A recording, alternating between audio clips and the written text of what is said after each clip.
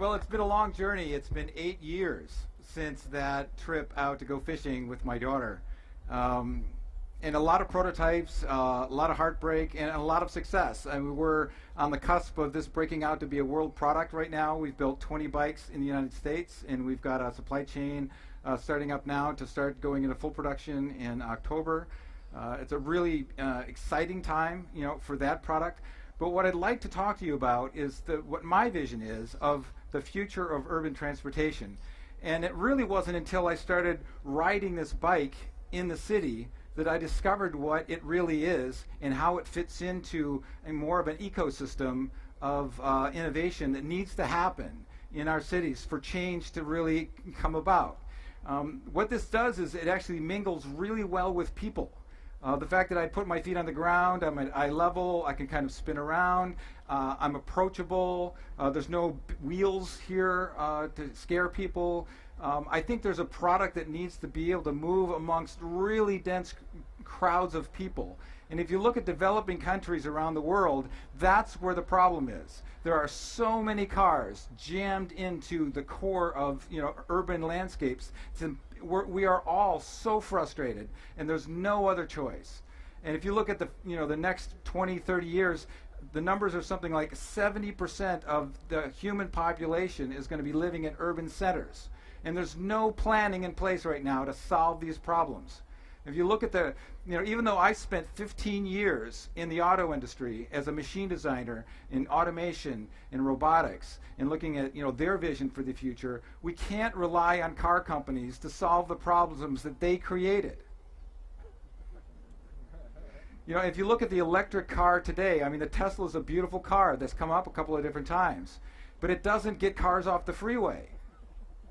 You listen to a lot of the dialogue about autonomous vehicles and how it's going to drive for us, and where there's all these things we can do in our car, but let's just get out of the car.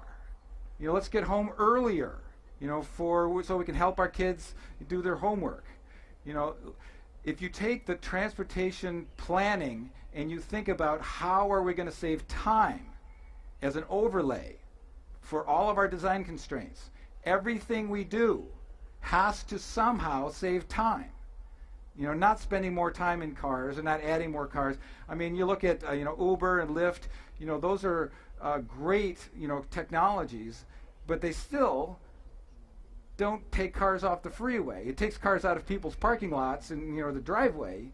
But my solution for how to get cars off the freeway is you have to figure out how to create zones. I have my little portable e-bike thing that gets me the last 3 miles down to the train station, and if I can do that, the train can stop less often, which speeds up the train throughput time and maybe might convince me to get out of my car and take the train, because the train's faster than me sitting 45 minutes in a traffic jam. And then we get the Rhino bike, which is sort of like I can wander around the city and I can go all the way across the city, and I'm not having to get there like transportation does, but I can move around in a really dense city. And if you look at cities that don't have any buses or don't have any streetcars but have a lot of people, these products are really important. And if you start looking at the next step above that, which is real motorcycles, there's cities in the world right now that are banning motorcycles in the city because they don't mingle well with people.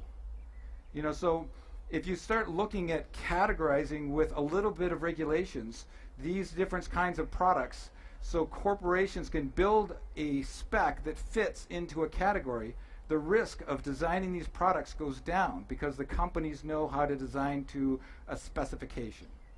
And then you start looking at one layer higher, like how do we develop a system that allows me to transport myself through the city, not so much I need a car or I need a bus or I need a train. I mean, the software that we're using now, as people get more used to letting themselves be known where they are, and learning algorithms that can track people's trends and how they go to work and how they come home from work, there's software that could literally develop a bus transportation where it's point to point. I get on my phone and I say, all right, I want to go across town sometime between now and 2 hours from now. Software will figure out 30 people that want to go to the same location all the way around across town, I get a text message that says, go to this one coffee shop and the bus will pick you up. Now the bus doesn't stop 25 times all the way across town. You know, these systems are already in place, but there's no vision.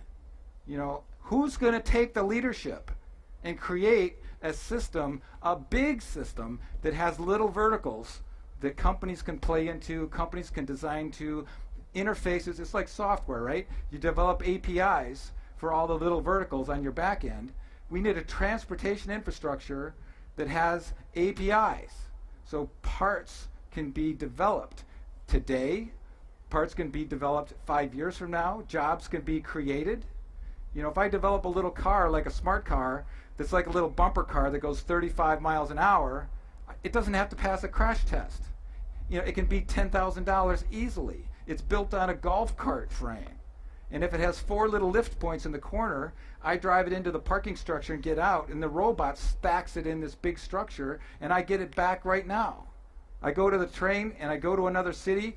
I get on my phone, and I say, I want a car at zone B25, and the robot pulls it down, and the car autonomously drives it out in front of the train station, and I walk to B25 and get in my car.